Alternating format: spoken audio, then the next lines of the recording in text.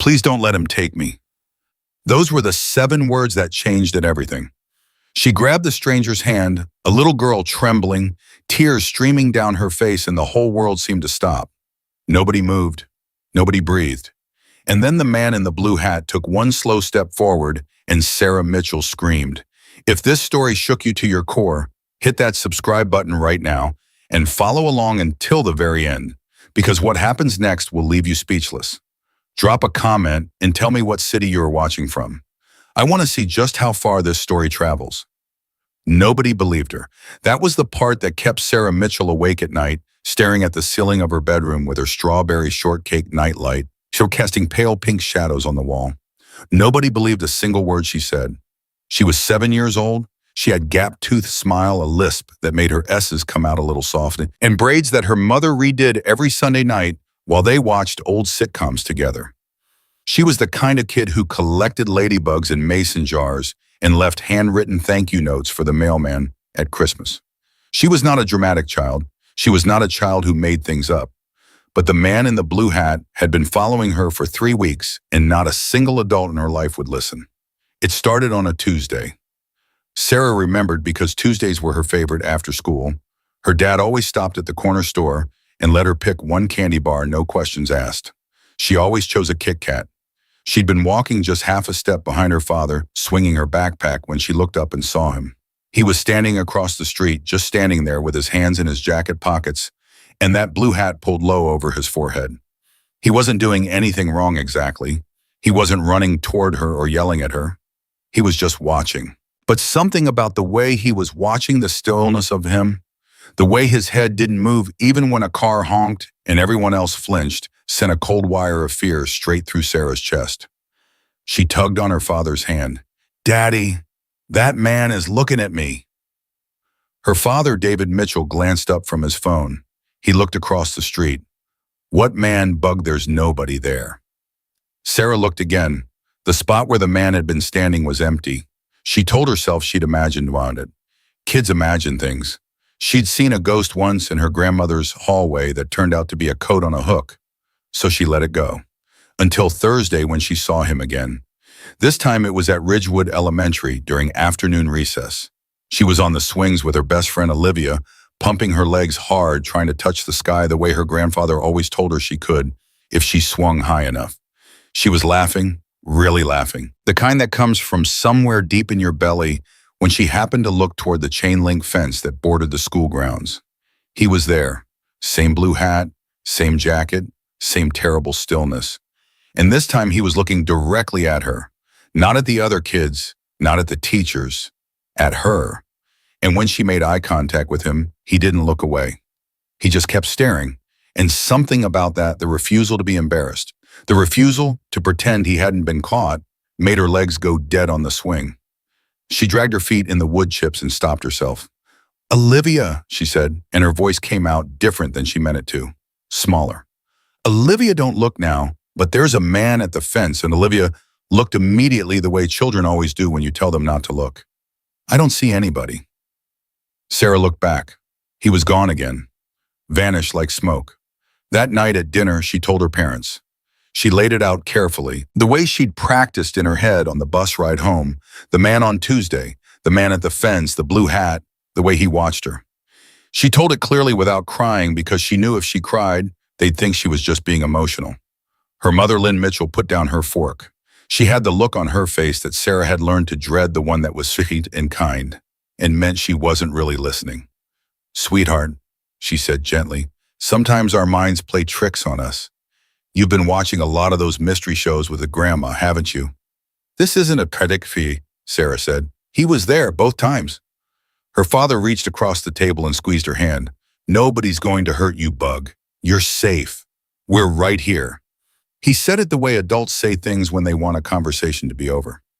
Sarah ate the rest of her dinner in silence. She didn't stop looking for him, though. She looked everywhere now, at the grocery store, at the library, at soccer practice on Saturday mornings. And she kept finding him, always at a distance, always in that blue hat, always watching. By the second week, she'd started keeping a list. She'd found a little notebook with a purple cover in her desk drawer, the kind with the yellow smiley face on it, and every time she saw him, She wrote down the date, the place, and what he was doing. She wrote in her careful second-grade handwriting, pressing so hard the words left grooves in the pages beneath. Week 1 Tuesday, corner store. He stood across the street. He watched me. Week 1 Thursday, school recess. He stood at the fence. He watched me. Week 1 Sunday, grocery store, cereal aisle. He was at the end of the row. He watched me. She brought the notebook to her parents. Her mother read through it with an expression that made Sarah's stomach sink, that same gentle, pitying look, the one that meant the words were landing nowhere. "Oh, honey," her mother said, "I think you might be a little anxious right now. Remember when you were scared of the neighbor's dog and it turned out he just wanted to play?" "This isn't the same as the day," Sarah said, her voice cracking now despite herself. "Mom, this is not the same thing." Her father took the notebook, glanced at it, and handed it back to her. "Tell you what," he said, "if you see him again, you point him out to us, okay? But I'm sure it's just someone who lives in the neighborhood. People walk the same routes, bug. It doesn't mean anything." That night, Sarah lay in her bed and cried without making any sound, pressing her face into her pillow so her parents wouldn't hear. She didn't understand why they couldn't see what she could see. She didn't understand why the thing that felt so obvious to her, so terrifyingly, unmistakably real, kept disappearing the moment she tried to show it to anyone else. She thought about the man's eyes. She hadn't been close enough to see their color, but she could feel the weight of them. That was the only way she knew how to describe it. They had weight. The way he watched her wasn't the way strangers usually looked at kids, that quick, absent glance before looking away. His gaze was deliberate. It was patient. It was the gaze of someone who was not in a hurry. That was the thing that scared her most. He was never in a hurry. The third week started, and now Sarah had developed a habit she didn't even consciously realize she was doing. Every time she entered a new space, a classroom, a store, the library, she swept the room with her eyes before she did anything else. She scanned exits. She located adults. She looked for the hat. Her teacher, Mrs. Carmichael, noticed. She pulled Sarah aside after reading one afternoon and crouched down to her eye level in that careful way good teachers do.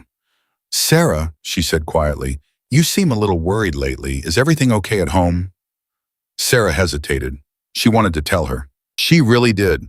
But she'd already told her parents, and they'd looked at her with that soft, dismissing look. And she couldn't stand to see that same look on Mrs. Carmichael's face. "I'm fine," Sarah said. "I'm just tired." Mrs. Carmichael watched her for a long moment. "You know you can talk to me about anything, right?" "I know," Sarah said. "Thank you." But she didn't say another word. By Thursday of the third week, her mother had started to grow quietly frustrated.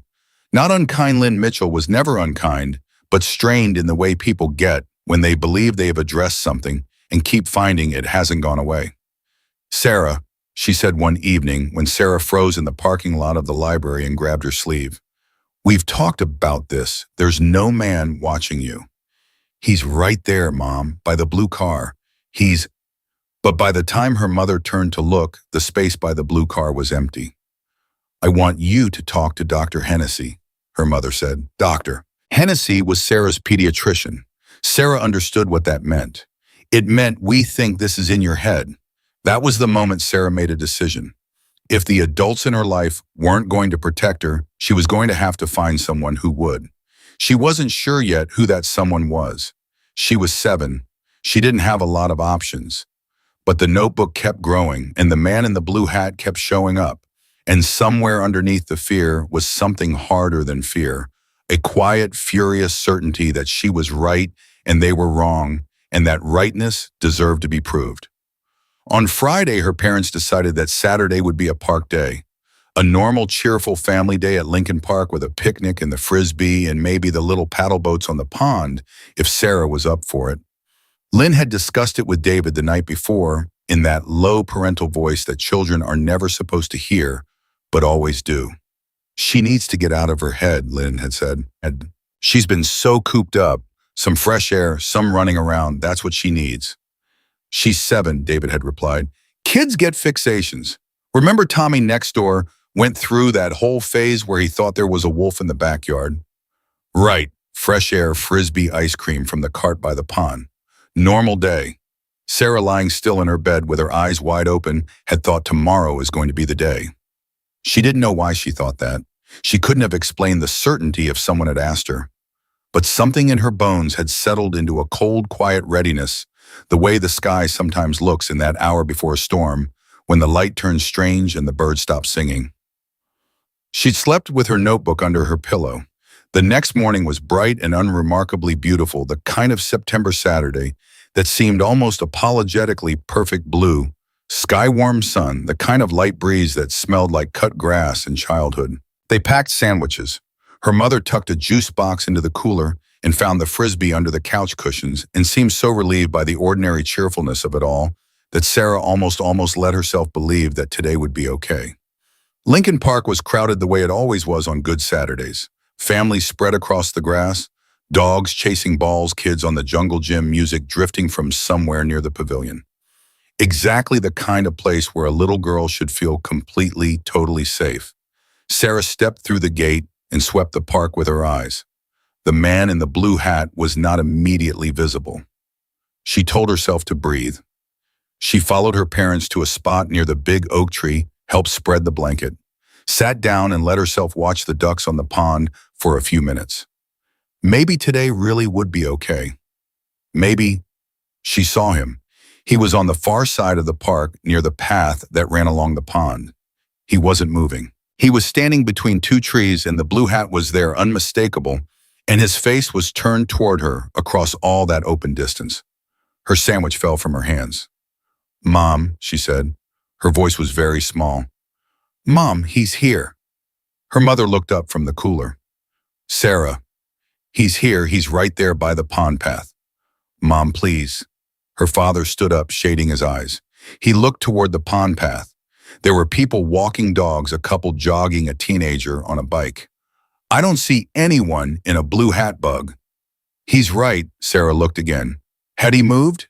He had moved. He was closer now, not running, walking. That slow, deliberate walk, getting closer. "He's walking this way, Dad. He's coming, please."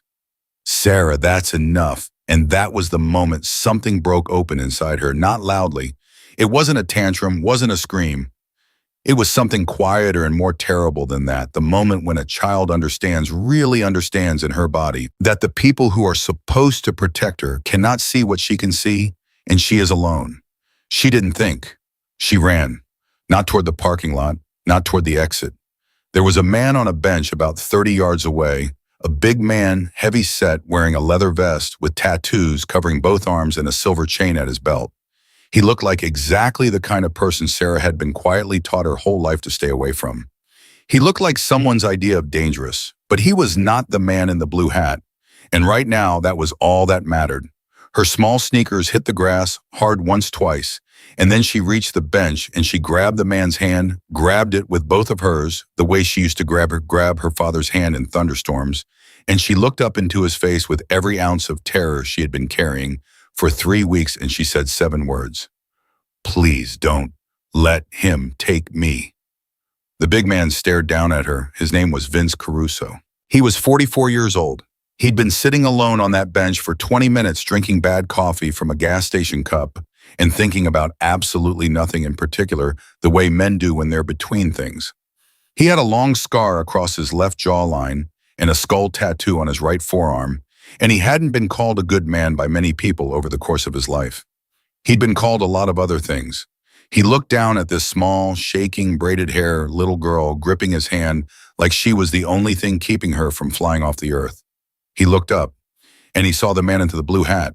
He saw exactly what she saw, the stillness, the deliberateness, the patient, unhurried gaze of a man who had been watching a child and had just watched that child run to someone else and was now recalculating. Vince Caruso had seen a lot in his 44 years. He had made a lot of choices he wasn't proud of. But there was something in him, something that had never entirely gone quiet, that recognized this moment for what it was. He set down his coffee.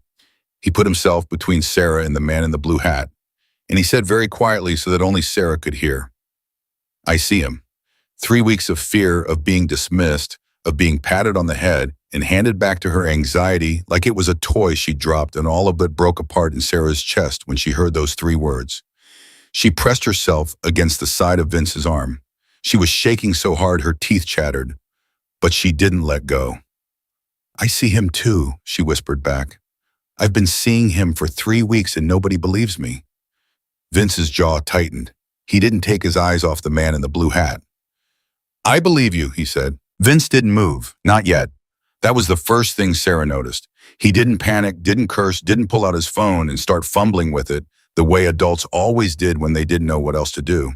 He just stood there solid as a wall with his eyes fixed on the man in the blue hat and his hand, that big, scarred, tattooed hand, wrapped firmly around Sarah's small fingers. The man in the blue hat had stopped walking. He stood maybe 40 feet away now, and the two of them were locked in a stare that Sarah could feel even from where she pressed herself against Vince's side. It was like watching two storms decide whether or not to collide. "What's your name?" Vince asked, and his voice was calm the way deep water is calm, quiet on the surface, but you couldn't see the bottom. "Sarah," she whispered. "Sarah," he repeated like he was filing it somewhere important. "Okay, Sarah, I need you to stay right here, right behind me.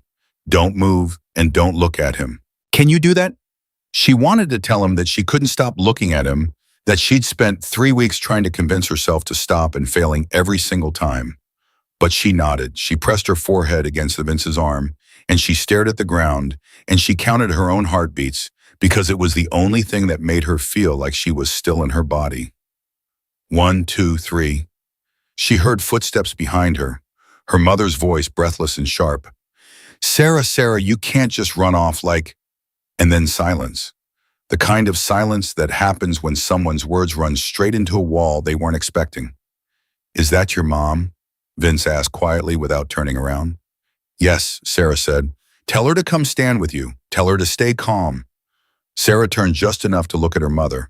Lynn Mitchell had stopped about 10 feet back, and she was reading the situation with the particular alarm of a woman who had spent the last 3 weeks dismissing her daughter and was now standing in the middle of a park watching a tattooed stranger in a leather vest hold that daughter's hand while staring down someone across the grass. "Mom," Sarah said, and her voice came out steadier than she felt. "Come here. Stand with me." Lynn crossed the distance in 3 fast steps and put both hands on Sarah's shoulders, and Sarah felt her mother's grip tighten the moment she followed Vince's gaze and saw the man in the blue hat watching them. "Who is that?" Lynn said, her voice dropping to something barely above a breath. "That Anid," said Vince, "is why your daughter's been scared." Lynn made a sound then small, involuntary, the sound of something cracking open, and Sarah felt it in her own chest like a physical thing. She didn't feel triumph. She didn't think "I told you so." She just felt the exhaustion of 3 weeks of not being believed suddenly lift off her shoulders like a coat she hadn't known she was wearing. Her father reached them seconds later, slightly out of breath from jogging across the grass, still holding the frisbee. "What's going on?" He stopped. He saw the man. And David Mitchell, who had looked his daughter in the eye repeatedly for 3 weeks and told her she was imagining things, went very quiet and very still.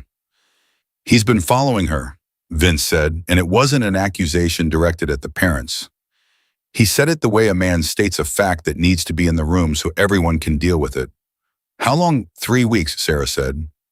Vince exhaled slowly through his nose. The man in the blue hat hadn't moved. He hadn't left.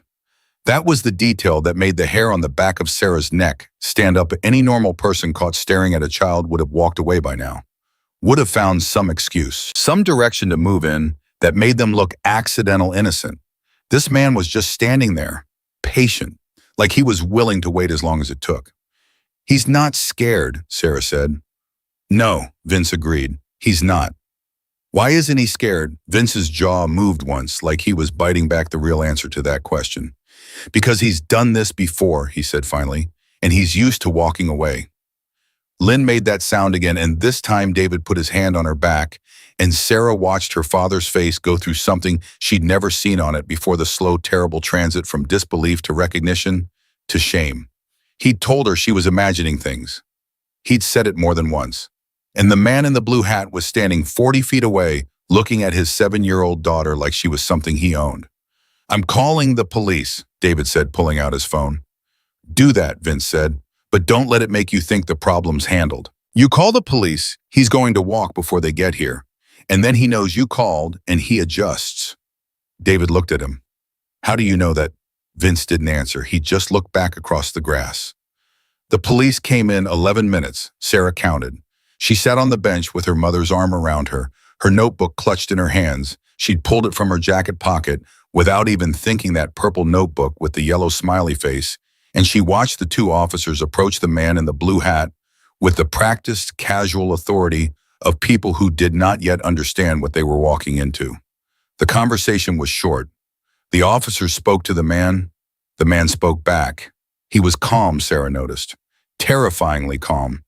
He gestured once or twice, the kind of loose, open-handed gesture that means I'm harmless, I'm cooperative, I'm just a regular person in a park. One of the officers glanced back at the bench where Sarah sat, and even from that distance, she could read the slight skepticism in his body language. The officers came back. He says he lives in the neighborhood, the first officer said. He was young with a sunburn on his forehead and a voice that wanted to be reassuring. Says he walks in the park regularly. We can't detain him just for being in a public space. I have a record, Sarah said. Everyone looked at her. She held up the notebook. I've been writing it down. Every time I saw him, I wrote it down.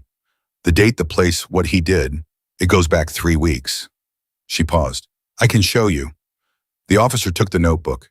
He flipped through it. His partner leaned over to look. The pages rustled. Something shifted in the officer's expression. Not a big shift, not the dramatic moment Sarah might have imagined in a better version of this story. Just a small tightening around his eyes, like a man who has just been handed information he wasn't expecting and isn't sure yet what to do with it. This is detailed, the officer said. I know, Sarah said, because it's real. Her mother made a noise that was half laugh, half sob, and pressed her face into her hand. The officers stepped away to talk to each other in low voices.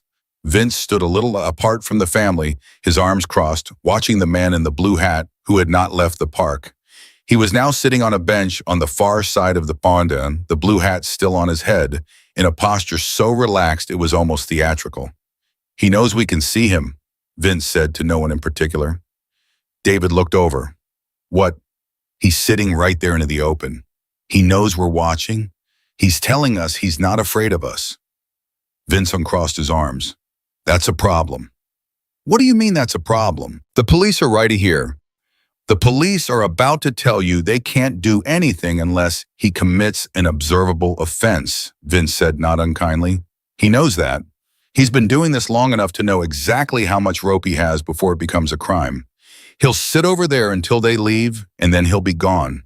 And next time he'll be smarter. The young officer came back. Sir, ma'am, we've noted the complaint.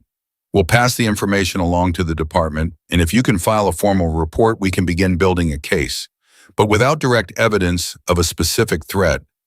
He's been following my daughter for 3 weeks, David said, and his voice was tight with something that had moved past frustration and into a place that was much closer to fury. She has it written down. She has dates, locations. I understand, sir, and we take this seriously, but our hands are tied unless there's been a direct. Your hands are tied, David repeated flatly. The officer had the decency to look uncomfortable. We'll keep a patrol on the area. They left, and just like that, just that efficiently.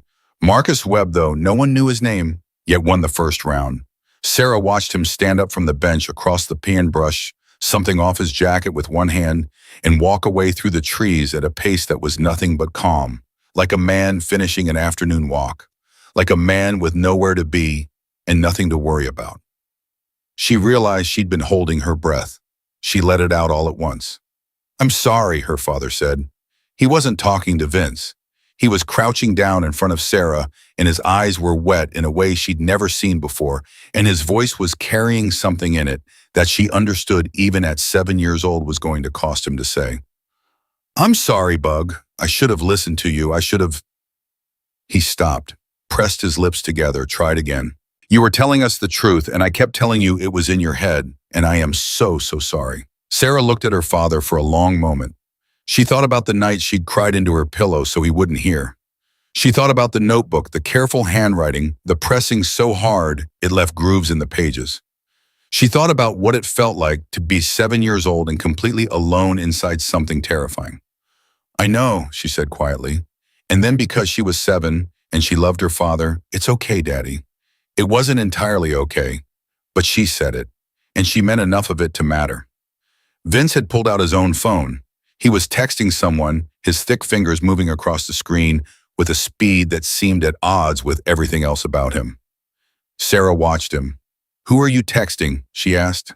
He looked up. Something moved across his face, not a smile exactly, but something in that neighborhood. "Some friends," he said. "What kind of friends?" "The kind that show up when someone needs them to." Her mother had regained some of herself by then. Lynn Mitchell was a woman who coped by organizing, by doing, by turning fear into action. And now that she'd had 60 seconds to process everything, she was back. She stepped forward and extended her hand to Vince. "I'm Lynn Mitchell, and I don't know who you are, but thank you." Vince shook her hand. Vince, Lynn repeated. She looked at him steadily for a moment, taking him in the tattoos, the vest, the scar, all of it, and then she said, "You knew what that was the moment you saw it." It wasn't a question. Vince didn't treat it like one. "Yeah," he said. "How?" A pause. A long one. "Because I've seen that kind before," he said, "and I've seen what happens when nobody steps in." Lynn nodded once, sharp and decisive, the nod of a woman filing that information in a permanent place. She didn't ask him to elaborate. She didn't need to. "He's going to come back," Sarah said. Everyone looked at her. She was sitting on the bench with her notebook open in her lap, her finger running down the page she'd shown the officer. Her voice was matter-of-fact, not dramatic, just a child reporting what she knew. "He always comes back," she said. "Every time I see him, he goes away for a little while, and then he comes back. The police leaving isn't going to change that." She looked up at Vince. "Is it?" Vince held her gaze. "No," he said. "It's not." "So what do we do?" The question hung in the air. It was the right question, clean and direct and stripped of everything extra the way children's questions sometimes are.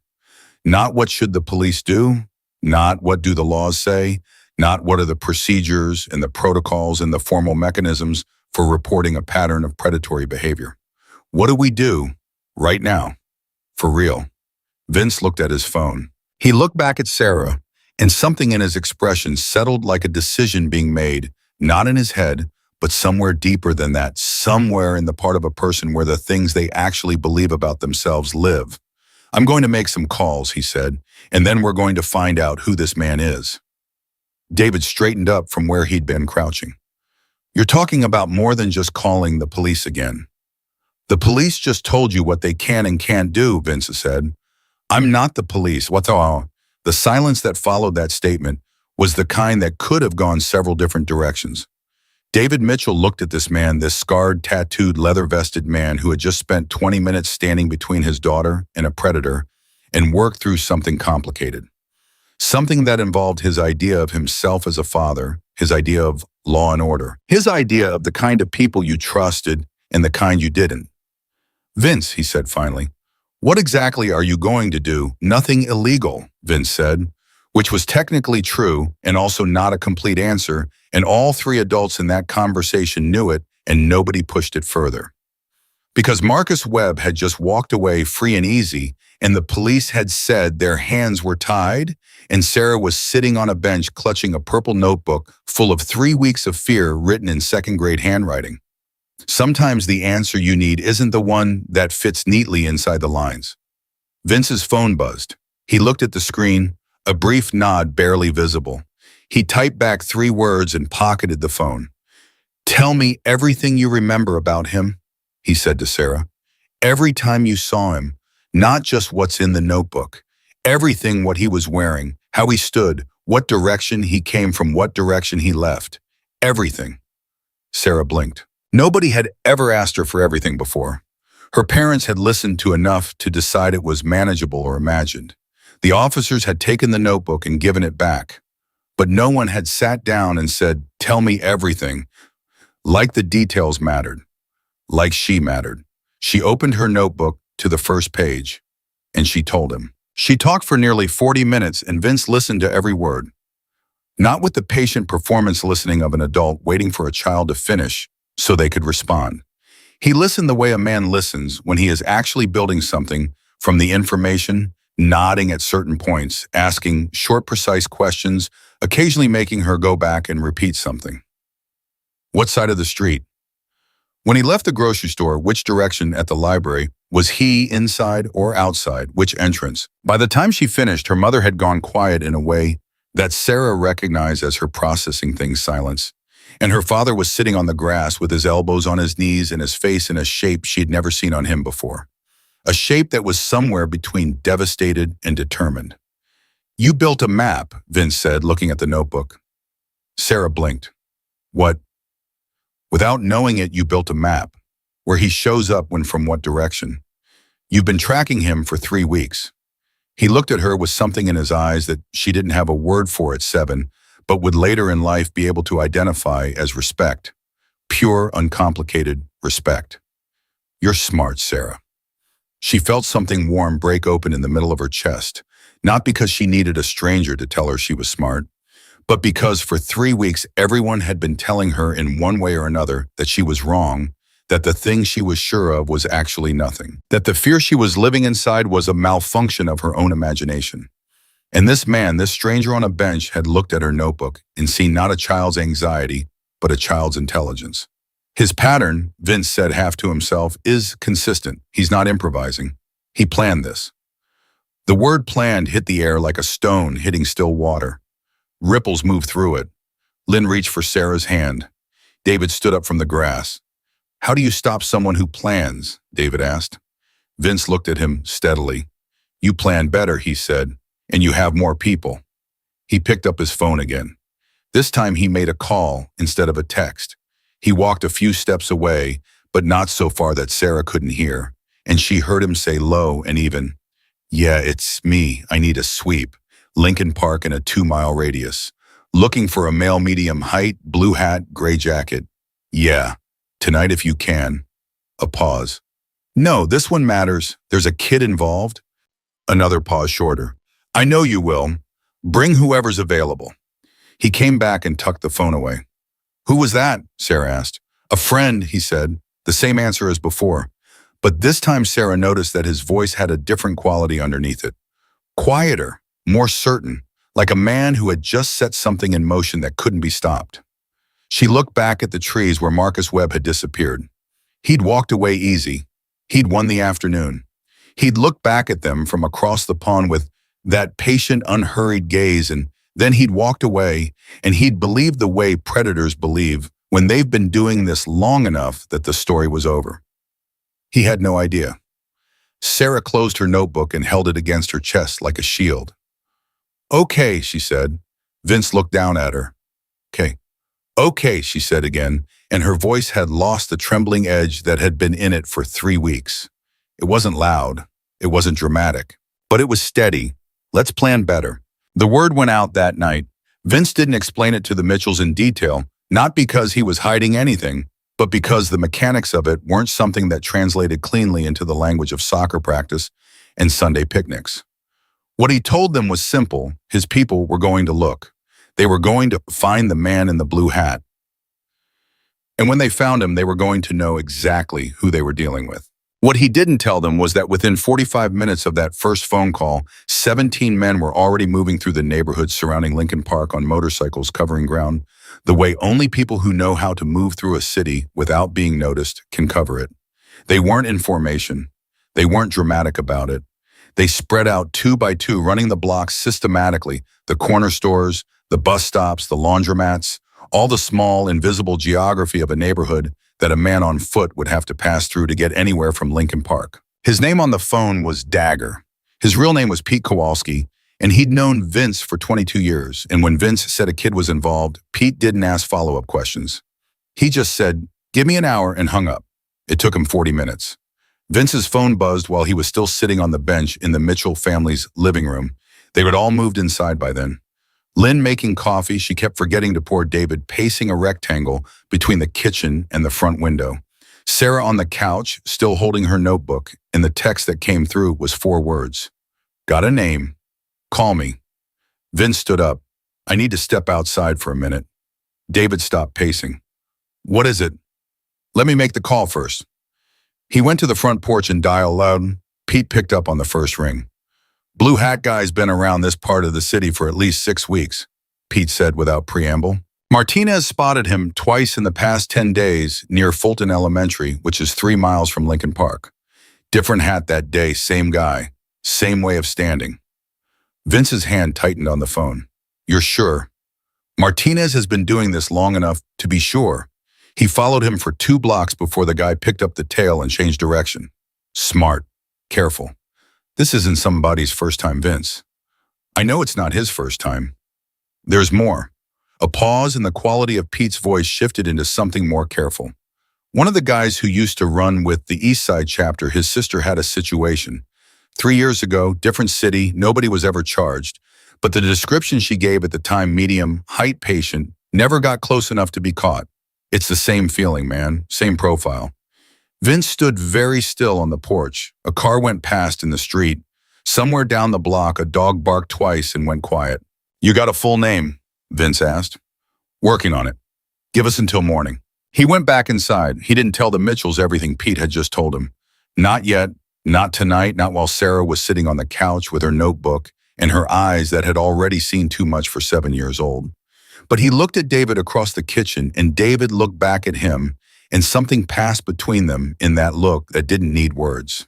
The kind of communication that happens between men when one of them has just confirmed that the worst version of the situation is the real one. You should keep her home from school Monday, Vince said. Lynn, who had finally poured her coffee and then immediately forgotten it again, looked up sharply. You found something.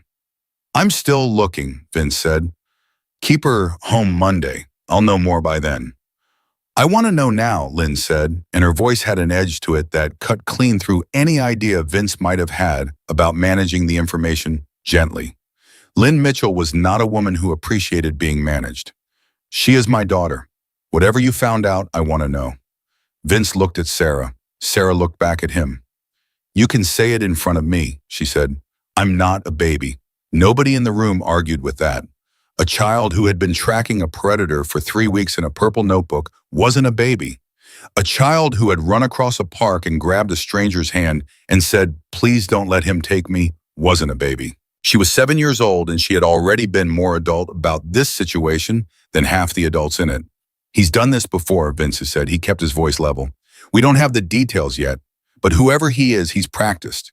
He knows how to stay just far enough away to stay legal. He knows how to disappear when the police show up. He's not operating on instinct, he's operating on experience. He let that settle, which means he's not going to stop on his own. The silence in the living room had a different quality now. It was the silence of people absorbing something they'd already suspected but hadn't wanted to put into words. Lynn set her coffee cup down very carefully on the counter, like she was afraid of what might happen if her hands weren't doing something deliberate. David had stopped pacing. He was just standing by the window, with his arms at his sides and his jaw set in a line Sarah had never seen before on his face. What do we do? David asked. And it was the same question Sarah had asked at the park, but in a different voice. Her voice had been clean and practical. His was something raw, the voice of a man confronting the gap between the world he thought he was raising his daughter in and the world that actually existed. You let me and my people finish what we started, Vince said. And tomorrow you go to the police station, not the patrol officers in the park, go to the station and ask specifically for the crimes unit, and you file a formal report. You bring that notebook. You bring dates and locations and the name of the officers who responded at the park today. You make them put it on paper. And if they tell us their hands are tied again, Lynn said, then you make sure they can't untie that statement later. Vince said, you make sure there's a record. Because when we find out who this man is, you're going to want the police to already have a file with your daughter's name in it. When we find out who this man is, not if.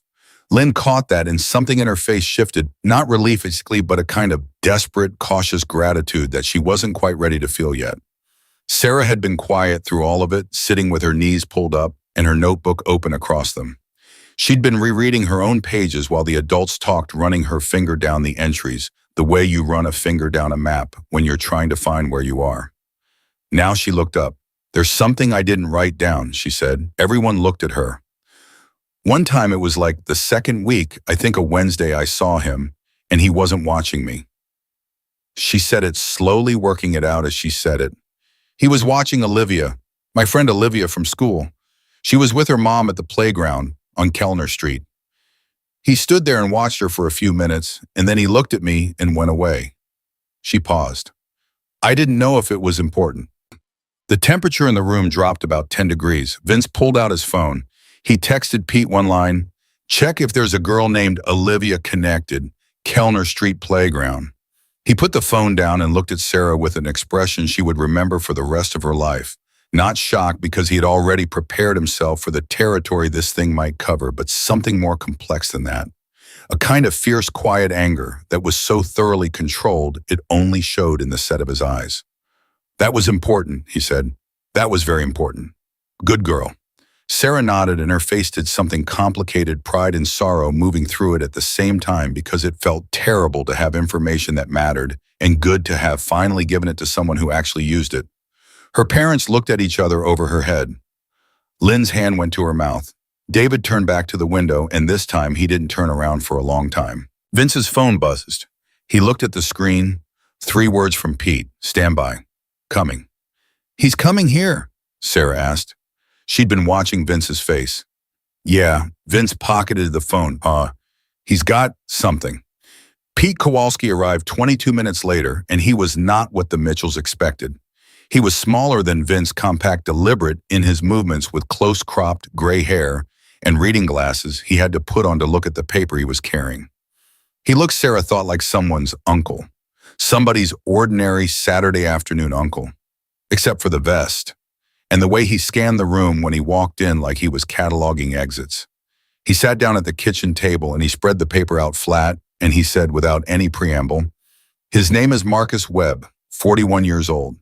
The name came from a guy at the Shell station on Brennan Avenue who recognized the description. Webb's been in that area for at least 2 months. Goes in every couple days for coffee, pays cash every time. He pushed his glasses up. Cash every time is not an accident. David pulled out a chair and sat down. Does he have a record? Pete looked at him steadily. That's what I'm working on getting. What I can tell you right now is that his name came up in a conversation my contact had with someone in another chapter, different state, different city. A situation that didn't get all the way to a charge but got far enough that people remembered the name. He folded the paper carefully and set his glasses on top of it. He's moved at least 3 times in 4 years. Different cities, different neighborhoods, same pattern. Lynn sat down heavily. He moves on, she said. When it gets too close, he moves on. That's how they survive, Pete said, not gently, but not without compassion either. Just direct the way a doctor tells you something you need to hear. They don't have roots. Roots are risk. So how do you stop someone with no roots?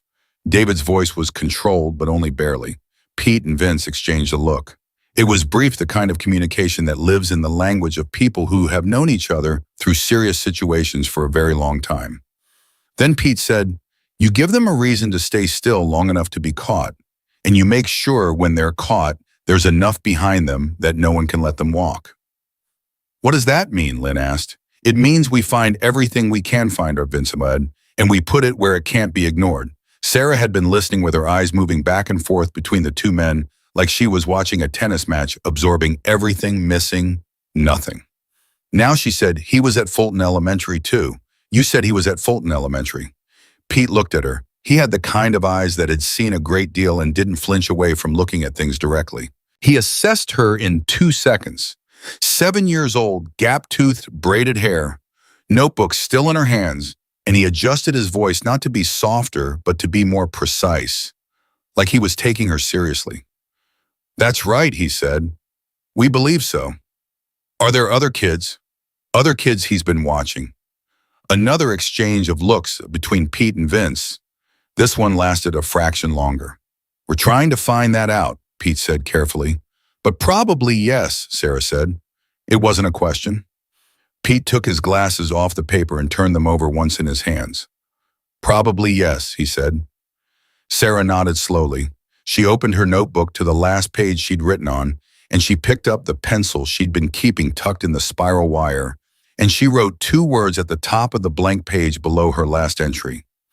She wrote them in big letters, pressing down hard, and when she turned the notebook around so the adults could see it, the 2 words were, find them. Nobody spoke for a moment.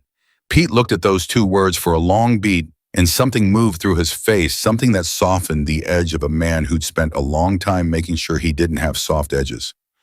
"Yeah," he said quietly, "that's exactly what we're going to do." What the Mitchells didn't know, what Vince would only tell them much later when everything was done, was that Pete's phone had already been busy while he was sitting at their kitchen table.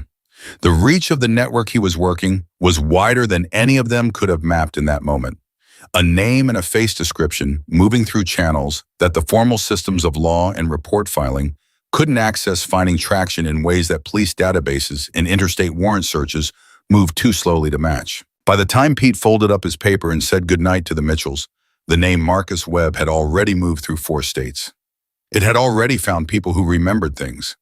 And somewhere in a small apartment 2 miles from Lincoln Park, in a room with the blinds down and a blue hat hanging on the door hook, Marcus Webb sat in the dark and did not yet know that the night he'd spent thinking he'd won was actually the last quiet night he was ever going to have.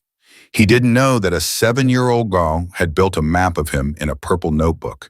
He didn't know that a man on a bench had made a phone call.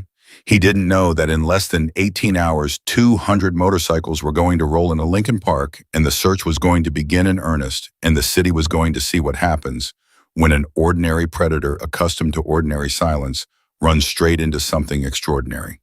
He thought the afternoon had gone the way his afternoons always went. He thought the police had come and gone the way the police always came and went.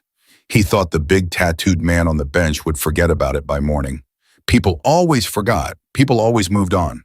Life was full and loud, and people had their own problems, and a single afternoon in a park didn't stay with anyone long enough to matter. He was wrong about every single one of those things. Sarah Mitchell lay in her bed that night, and for the first time in 3 weeks, she didn't lie there counting heartbeats and listening for sounds that shouldn't be there. She lay there with her notebook on the nightstand and a strange, settled feeling in her chest, not safety, not yet because she was too clear-eyed a child to confuse hope with safety, but something adjacent to it, something that felt like the moment just before a storm breaks, when the pressure changes and you know in your bones that the waiting is almost over. She turned over on her side. She closed her eyes. 2 miles away, Vince Caruso sat on the edge of his bed with his phone in his hand and a list of names on the screen in front of him. Men he trusted, men who showed up. He read through the list once methodically, the way a man checks his equipment before something important, and then he started making calls. By midnight, the number was past 100. By 2 in the morning, it was closing in on 200. And every single one of them said the same thing when Vince told them there was a kid involved.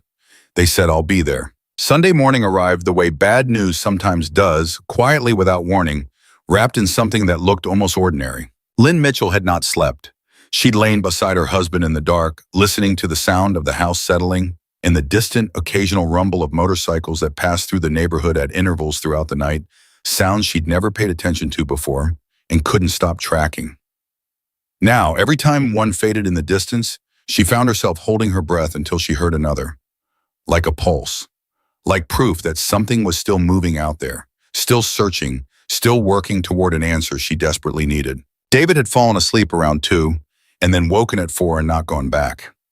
She knew this because she heard him in the kitchen, heard the quiet click of the coffee maker, and then the silence of a man sitting alone with something too heavy to put down.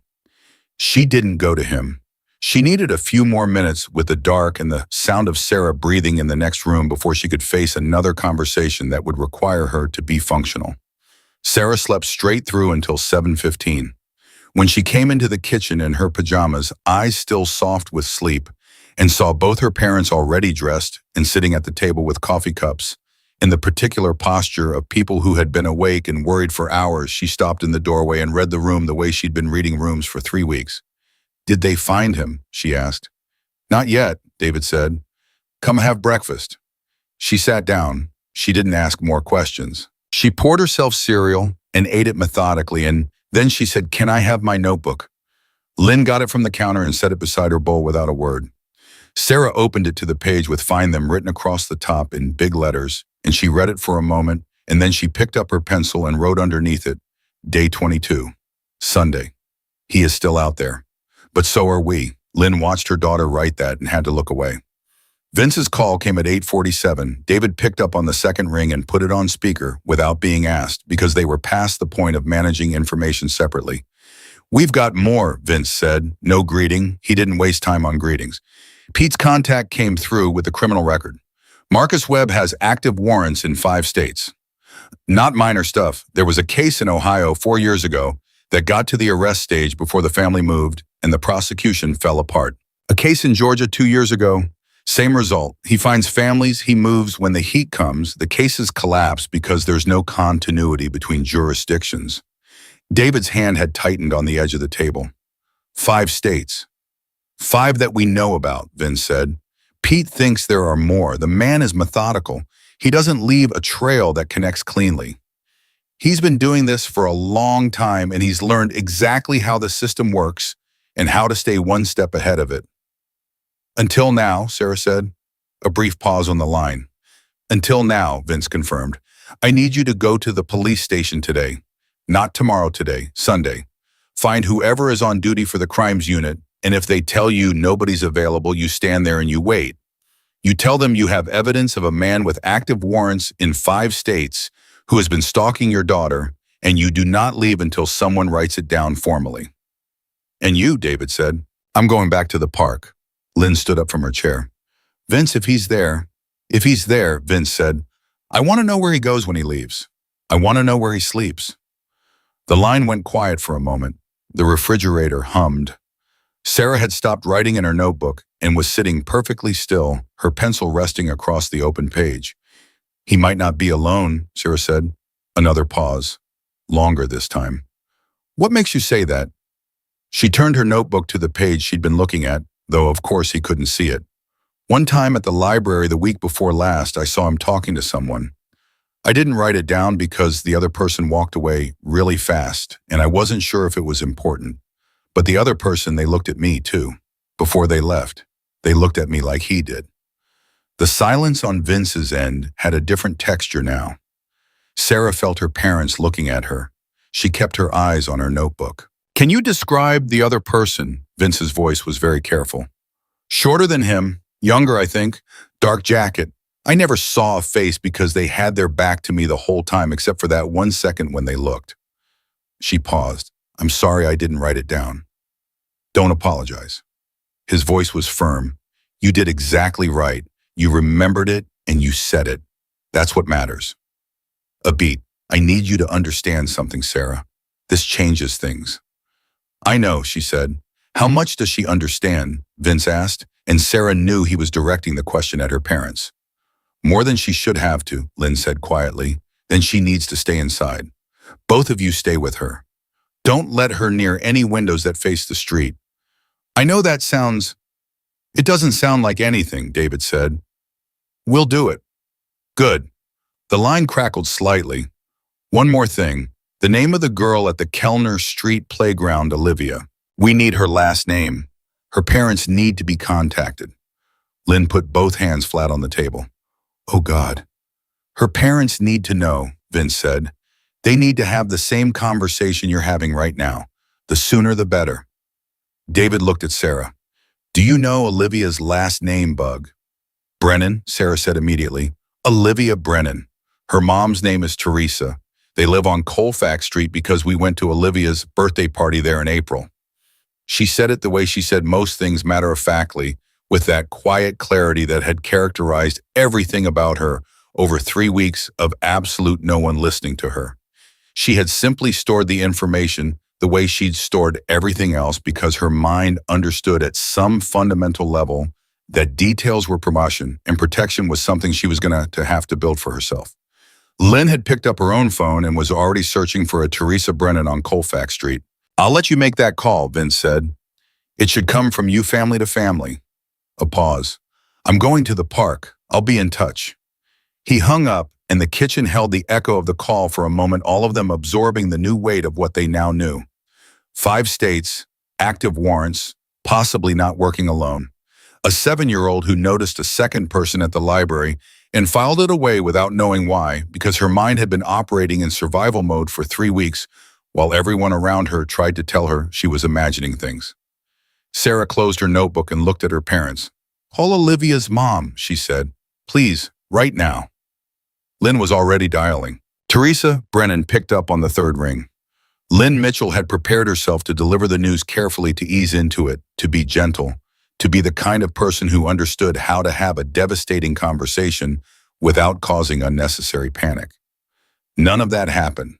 The moment Teresa heard the words, "A man has been watching children in this neighborhood, and your daughter may have been observed," every preparation Lynn had made dissolved, and the two mothers talked in the raw, stripped-down language of women who are terrified in exactly the same way. Sarah listened from the kitchen doorway. She heard Teresa Brennan's voice through the phone, not the words but the sound of them, the sharp intake of breath, the single curse word quickly swallowed, the shift into rapid, focused questions. And somewhere behind all of it, the same thing that had lived behind Sarah's own fear for 3 weeks. Not disbelief, because the fear was real and immediate, but the specific horror of realizing how long you might have been unaware of something that had already been circling your child. When Lynn hung up, her hand was shaking slightly. "She's going to the police today," Lynn said. "She's calling her husband and going today." "Good," Sarah said. "Just that, good." And there was nothing childish about the way she said it.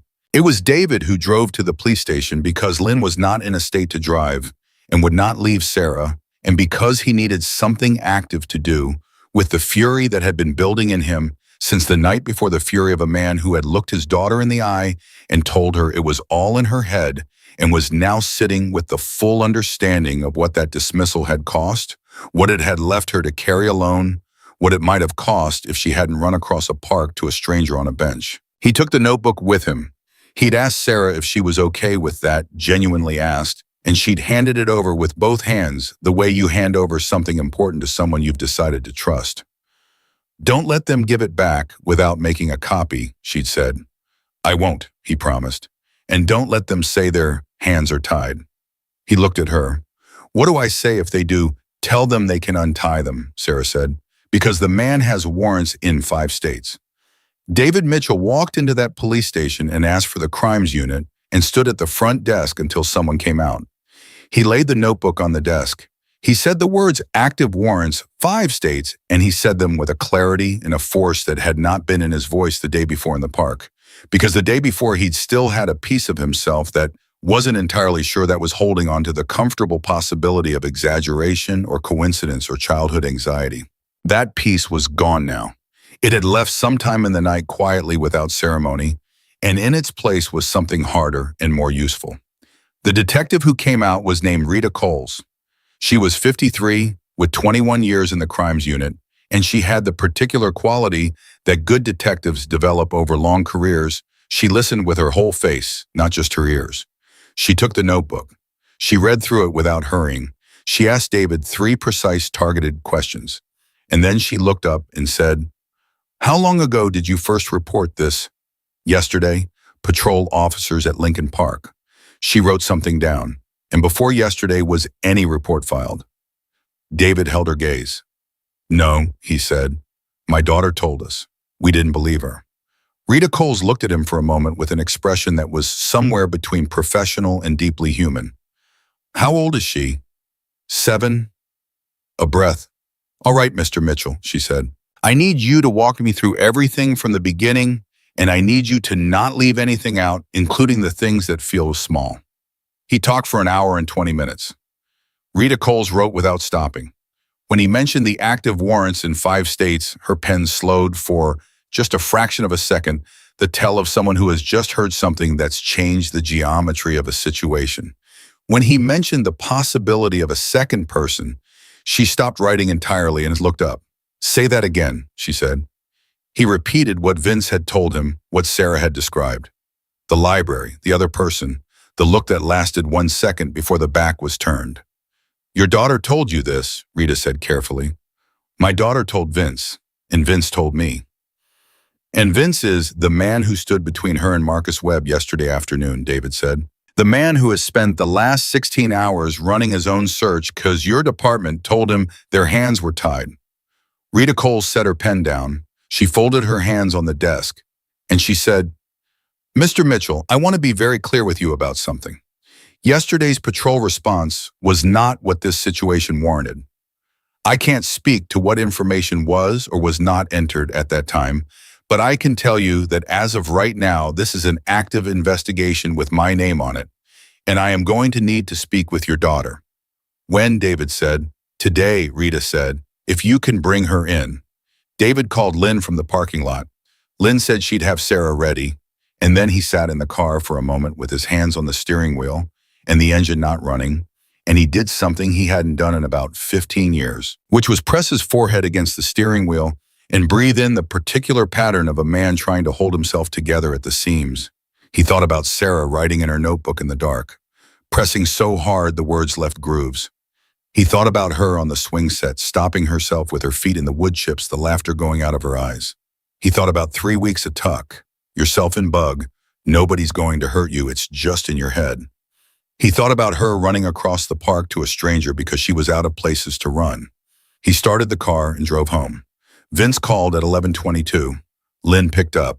Sarah was sitting at the kitchen table with a glass of orange juice, and the moment she heard her mother say Vince, she put the glass down and went very still.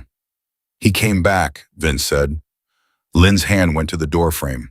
He's at the park. Was. He did one pass, walked the perimeter path, checked the bench where I was sitting yesterday, checked the area near the oak tree where your family had your picnic. Looking for something he left maybe. Making sure the coast was clear. A pause. He didn't see us. Us, Lynn said. I brought 6 guys. We spread out. He didn't make any of us. Another pause, this one with more weight behind it. Lynn, he had a phone. He was taking pictures. The sound Lynn made was involuntary. Sarah heard it from across the kitchen and came 3 steps closer. Of what? Lynn said, and her voice was very controlled. Of the bench area, the oak tree, the path between them. Vince's voice was steady, but there was something underneath it now, something that pressed against the steadiness like water against a dam. He was documenting the layout.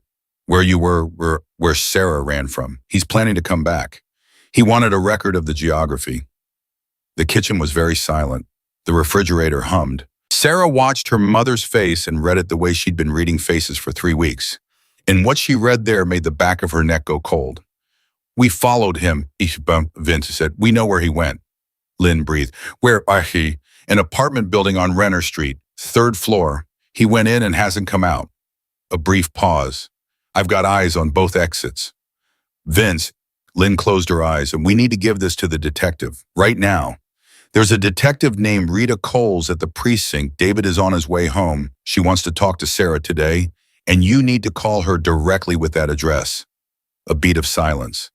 You got a real one, Vince said, and there was something in his voice that sounded almost like relief, the relief of a man who had been preparing to do things a particular way and had just been handed a better option. Rita Coles, Lynn repeated. Call her. I will, but Lynn, his voice shifted down a register. Before I do, there's something I need to tell you that I didn't want to say in front of Sarah last night. Lynn stepped out of the kitchen doorway, putting a few more feet between herself and her daughter's line of sight. Tell me. Pete tracked the warrant in Ohio, the case that got to arrest and then collapsed. The girl was 8 years old. She'd been followed him for 5 weeks before the family figured out what was happening. He stopped. He's not opportunistic, Lynn. He selects. He watches for a specific period of time. He's patient because patience is part of his method. And the reason cases collapse is that by the time law enforcement gets serious, he's already moved on and there's no continuity. Lynn was quiet for a moment. The kind of quiet that is all interior, all processing, all calculation, all the terrible arithmetic of what has happened and what almost happened and what could still happen if any piece of this goes wrong. But he hasn't moved on, she said finally. No, Vince said. He's still here. And as of 40 minutes ago, we know exactly where here is. Then call Rita Coles, Lynn said, and don't let him move. She hung up and stood in the hallway for exactly 10 seconds, doing nothing but breathing. 10 seconds. She'd learned this from a therapist once years ago. 10 seconds when you're about to fall apart and then you walk back in. She walked back into the kitchen. Sarah was looking at her from the table, orange juice, untouched notebook, open pencil in hand. What did he say? Sarah asked. He found him, Lynn said. Sarah's pencil moved across the page. Lynn watched her daughter write in her careful, deliberate second-grade handwriting the words day 22. They found him. She put the pencil down. She picked up the orange juice and drank half of it in one go. And then she looked at her mother with those clear, exhausted, unbelievably steady eyes and said, "What happens now?" Lynn sat down across from her at the table.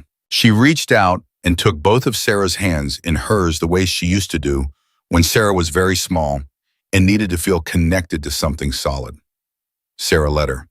"Now," Lynn said, "we go talk to the detective, and you tell her everything. Every single thing the way you told Vince. Because you are the one who built the case, Sarah. You are the reason we know what we know, and they need to hear it from you." Sarah looked at her mother's hands around hers. She thought about 22 days of being a 7-year-old carrying a weight that should have been shared. She thought about the notebook. She thought about Vince saying, "I believe you," and what those 3 words had felt like after 3 weeks of the opposite. She thought about Olivia Brennan and the other girl in Ohio, and how many others there might be whose names nobody had written down. She straightened in her chair. She pulled one hand free and put it flat on the open notebook page. "Okay," she said, "let's go." Rita Coles had been a detective for 21 years, and in that time she had interviewed hundreds of children. She knew how to do it, the low voice, the unhurried pace, the way you angled your chair so you weren't sitting across from them like an authority figure, but beside them like a person. She knew all the techniques. She had trained other people in the techniques. None of that prepared her for Sarah Mitchell. Sarah sat across from Rita in the soft interview room, the one with the couch instead of chairs, the one they used specifically for children and trauma survivors. And she placed her purple notebook on the cushion beside her, and she looked at Rita Coles with eyes that had been through something, and she said, "I'm going to tell you everything from the beginning. Tell me if I go too fast." Rita had to reset herself internally. She'd walked in expecting to do the work of drawing a child out of making her feel safe enough to speak. Instead, she was sitting across from a 7-year-old who had organized her trauma into a narrative and was now prepared to deliver it. "Take all the time you need," Rita said. "I don't want to take a long time," Sarah said. "He's still out there." Rita looked at Lynn Mitchell, who was sitting against the wall behind Sarah. Lynn gave the small, exhausted nod of a woman who had spent several days being consistently surprised by her own daughter. Sarah talked. She went through it in order: the corner store, the school fence, the grocery store, the library, each entry in the notebook cross-referenced with her own memory of what she'd felt and what she'd noticed that she hadn't written down. She described the man's posture, the specific quality of his watching, the way he disappeared so cleanly that adults who looked half a second too late saw nothing. She described the second person at the library with a precision that made Rita stop writing twice just to look at her. "You said their back was to you," Rita said carefully. "But you said they looked. Just once. Just once, before they walked away. It was fast." Sarah thought about it, pressing her lips together, the way people do when they're accessing something filed deep. "I think it was a woman," she said. "I'm not sure, but the way they moved when they walked away, I think it was a woman." Rita wrote that down slowly. "You didn't mention that to Vince," Lynn said quietly from her chair. "I wasn't sure until right now," Sarah said simply.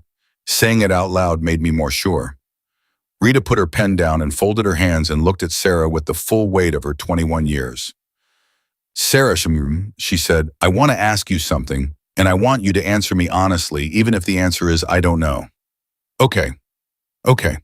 In all the times you saw him, any of the times, did he ever try to approach you, to speak to you, to get physically close?" Sarah thought about it carefully, with the same methodical quality she brought to everything. "No," she said. "He never came close. He always stayed far enough away that if anyone looked, they wouldn't know he was watching me specifically." She paused. "That's why nobody believed me. He was careful."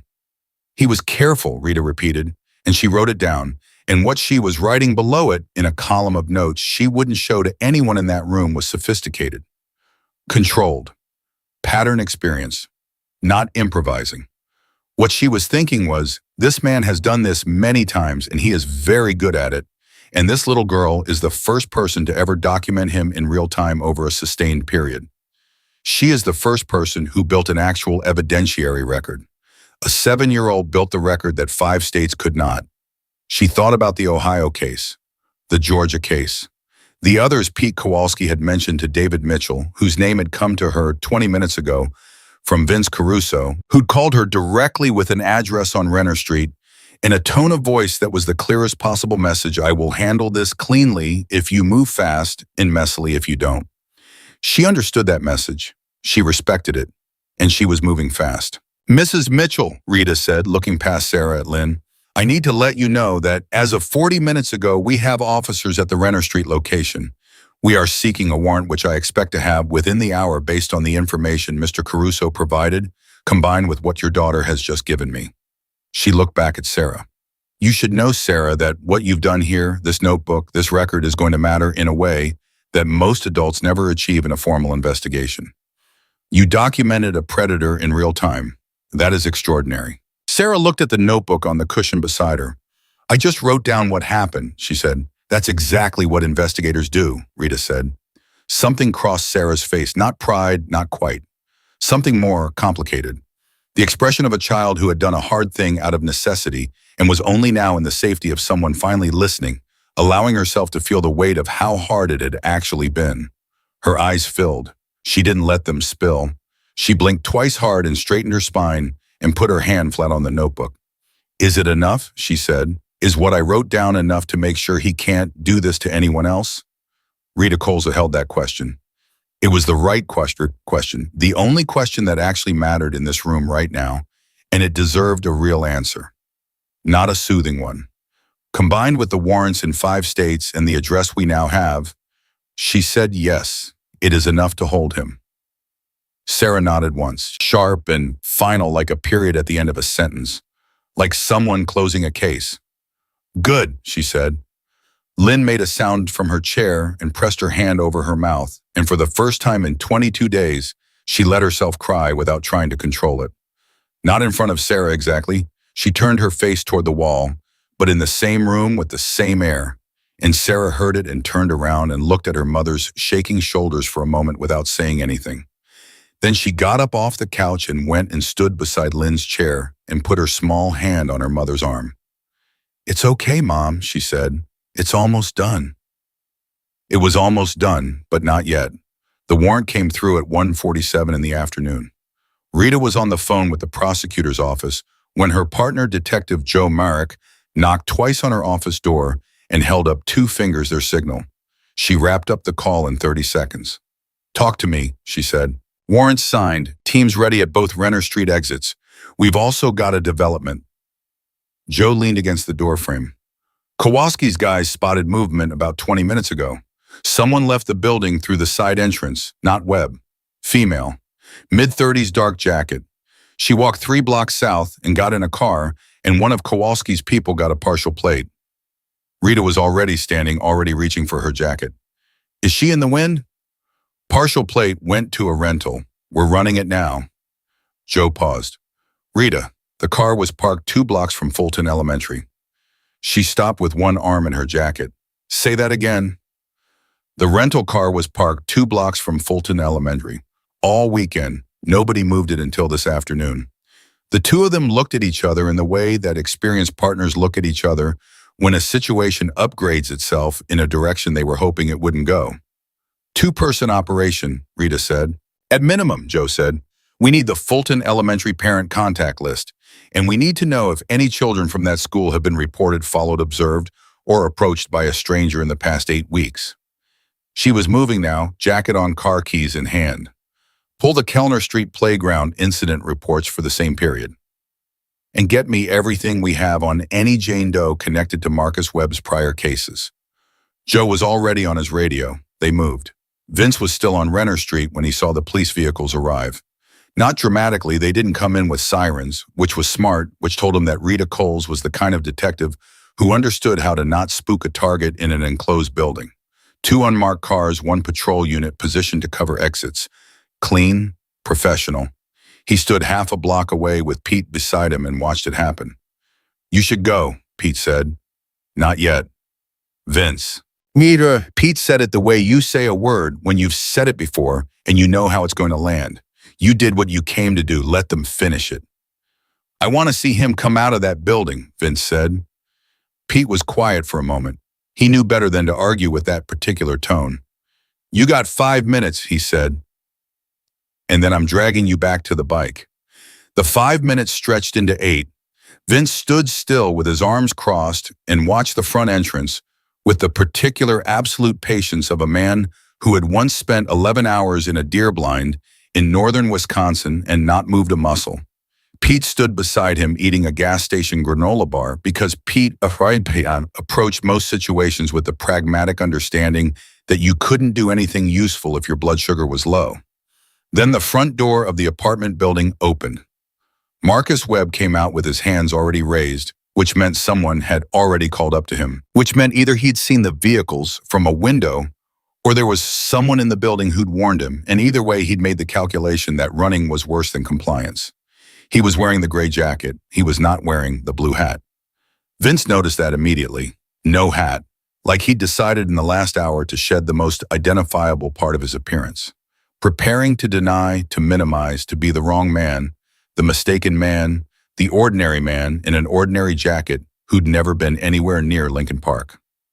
He was 15 feet from the building's entrance when he looked up and saw Vince standing half a block away. The two of them made eye contact. Webb's expression didn't change dramatically. That was the thing that struck Vince most afterward. A guilty man, a panicked man, a man without experience would have reacted more visibly, would have looked away or cursed or stumbled. Webb simply looked at him with the same patient, assessing quality that Sarah had been describing for 3 weeks. He looked at Vince the way he'd looked at him across the park, measuring, calculating, adjusting his model of the situation. And then one of the detectives took his arm and he looked away. Okay, Pete said quietly. You saw it. Yeah, Vince said. How do you feel? Vince uncrossed his arms. He thought about a 7-year-old girl sitting on a park bench, shaking so hard her teeth chattered, saying, I've been seeing him for 3 weeks, and nobody believes me. He thought about 3 words, I believe you. Like it's not over yet, he said. He was right. It wasn't over yet. The apartment was documented in 3 hours. What the search team found inside was the kind of evidence that made experienced detectives go quiet in a particular way, the way people go quiet when something confirms a suspicion they'd been hoping was wrong. There were photographs, printed photographs organized by location and date in labeled folders. There were notes handwritten in a small, precise script describing children by physical characteristics, age estimates, routine patterns. There were maps, actual printed maps with handwritten routes marked on them in different colors. And there was a second set of folders. The second set didn't correspond to Lincoln Park or Ridgewood Elementary or the Kellner Street Playground. The second set had tabs that said things like Jefferson Park and Millbrook and East Side with dates going back 14 months, and children described in the same small, precise handwriting, and some of those descriptions had check marks next to them, and some had X's and Sarah's name, Sarah M. Female, approximately 7 brown braids, was in the Lincoln Park folder with 3 weeks of entries and no mark yet. Joe Marek photographed every page before he touched anything. He did it methodically without speaking. The 2 patrol officers who were with him didn't speak either. The room had that quality. He called Rita from the hallway. We've got a full operation here, he said. This is not a loner situation. The level of organization Rita someone helped him build this. The woman, Rita said, has to be. This isn't one person's work. This is a system. The rental car plate came back an hour later. The car was registered to a woman named Cheryl Dawes, 37, with a prior in Tennessee, not a predatory offense, a fraud charge 3 years old, and a current address that didn't exist. The address was a vacant lot in a town she had apparently never lived in. She was a ghost, efficiently constructed. She'd been a ghost for at least 4 years. Rita stood in the hallway of the precinct and looked at the photo that had come through from the Tennessee record and thought about a 7-year-old girl who had said, I think it was a woman, I'm not sure, and had been more sure than she knew. She called Lynn Mitchell. Lynn picked up before the first ring finished. Tell me, she said. We have him in custody, Rita said. He is not going anywhere. The warrants from 5 states are already in the system, and we have physical evidence from the apartment that is going to make this case very, very strong. Lynn exhaled a long, shuddering exhale that had 22 days of held breath in it.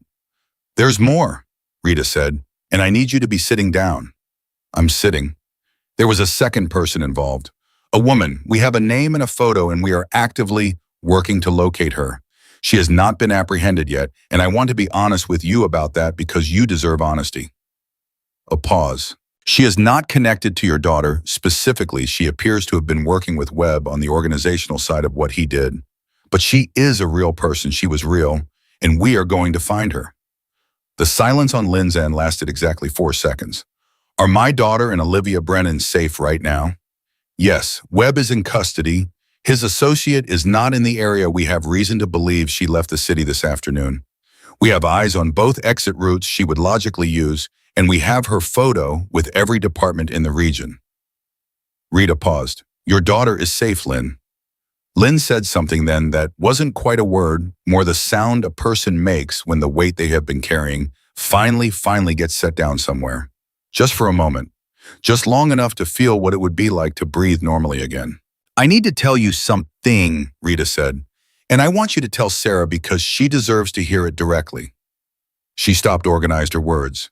The evidence we found in that apartment, the documentation, the organization, the records, they will be cross-referenced against open cases in multiple states. There are children in those folders who were never identified, who were followed, watched, selected, and then moved on from when their families relocated or the situation changed. Because of what your daughter wrote down, because of her notebook, her dates, her descriptions, her 3 weeks of standing up and saying this is real and this is true, those children have a chance at being named, at being part of a case that actually lands. Her voice shifted slightly, became something more personal. Sarah didn't just protect herself. She may have protected children she'll never meet. Lynn was crying again. She didn't try to stop it this time. Sarah was in the living room when her mother came in from the hallway, and she read her mother's face the way she always did. And what she read there was different from anything she'd seen in 22 days. It wasn't fear. It wasn't that careful, managed expression of an adult trying to protect a child from information. It was relief, real relief, the kind that lives in the body, in the loosening of muscles that have been clenched for too long. They got him, Sarah said. They got him, Lynn said. Sarah sat with that for a moment. Just sat with it the way you sit with something you've been moving toward for so long that arriving feels almost unreal. She looked at her hands in her lap. She thought about the notebook on Rita Cole's desk. She thought about Vince saying, I believe you on a park bench in September. What about the other kids? She asked. The ones in his apartment. Lynn sat beside her, took her hands. Took her. The detective says your notebook is going to help find them, she said. What you wrote down is going to help name them. Sarah was quiet for a long time after that. Long enough that Lynn started to reach for something to say, some gentle bridge to carry them across the moment. But Sarah got there first. I want to write them a letter, she said. The other kids, when they find out who they are, I want to write them a letter and tell them. She stopped, looked for the words. Tell them that somebody was paying attention. Even when the adults weren't, somebody was paying attention. Lynn pulled her daughter in and held her, and Sarah let herself be held, and for the first time in 22 days, she didn't hold any part of herself separate, didn't keep one piece of her mind on alert scanning for a blue hat at the edge of things. She just let her mother hold her. 3 miles away, Vince Caruso sat on the back step of the Shell station on Brennan Avenue and drank bad coffee and thought about the look on Marcus Webb's face when he'd seen him standing on Renner Street. That assessing look, that measuring look, the look of a man so accustomed to being underestimated that he never quite recognized when the calculation had finally permanently shifted against him. Pete sat beside him. They didn't talk for a while. You did good, Pete said finally. Vince looked at his coffee. She did good, he said. She built the whole thing and nobody even knew she was doing it. Pete nodded. 7 years old. 7 years old, Vince said. Kept a record for 3 weeks, alone. The word alone sat between them for a moment with all its weight. Vince's phone buzzed, a text from a number he didn't recognize, which turned out to be Lynn Mitchell's number, which she'd apparently gotten from David, and the text said 3 words. Thank you, Vince. He looked at it for a while. Then he typed back 2 words. Take care, and put the phone in his pocket and finished his coffee. He thought about a lot of things in the years that followed when people asked him about Lincoln Park. He thought about the specific quality of the light that afternoon, the frisbee still in David Mitchell's hand, the sound of Sarah's sneakers on the grass. He thought about her voice so small and so absolutely certain, saying those 7 words. But the thing he thought about most, the thing he came back to when he was alone and the day was quiet, was not any of the things he had done. It was what Sarah had done. 3 weeks of being a 7-year-old in a world that kept telling her she was wrong, and she had pressed her pencil into the page anyway and written it all down, and never once stopped believing in her own clear, terrified, absolutely accurate knowledge of what she had seen. He had stood in front of a predator. That was something. That was real. But she had stood in front of disbelief, and that Vince Caruso knew from experience was harder. The story didn't end when Marcus Webb went through the precinct door. That was the thing. Nobody told you about these situations. The arrest was not the ending. The arrest was the moment the real work began. Rita Coles understood this better than most. She'd seen cases like this collapse before, seen careful, organized predators walk because the documentation wasn't tight enough, the jurisdictions didn't communicate fast enough, the families burned out before the trial date. She'd seen it happen to people who deserved justice, and she'd carried those outcomes in a specific place behind her sternum where the things you can't fix tend to live permanently. She was not going to let that happen here. The week after the arrest was the most intense stretch of her career in recent memory. The cross-referencing of Webb's apartment files with open cases in 5 states generated 47 potential victim connections in the first 72 hours alone. 47 children in labeled folders, physical descriptions, routine patterns, location maps, children who had been watched and tracked and selected with the same methodical patience that Marcus Webb had applied to Sarah Mitchell, and who had never had a 7-year-old keeping a purple notebook on their behalf. Some of those cases had been reported. Parents who had noticed, who had gone to police, who had been told, and here Rita felt the familiar burn of institutional failure, that their hands were tied. Some had never been reported at all. Children who had sensed something wrong and kept it to themselves, or who had told an adult and been told they were imagining it, and who had carried it silently the way children carry things when the adults in their lives are not ready to hear. When Rita called Lynn Mitchell on the 4th day after the arrest, she had 7 confirmed victim identifications and 14 more in process. Lynn was in the kitchen when the call came. Sarah was at the table doing homework. She'd gone back to school Wednesday with David driving her and walking her to the classroom door, and she'd gone without argument, with a particular quiet steadiness that had come to characterize everything about her since Sunday afternoon.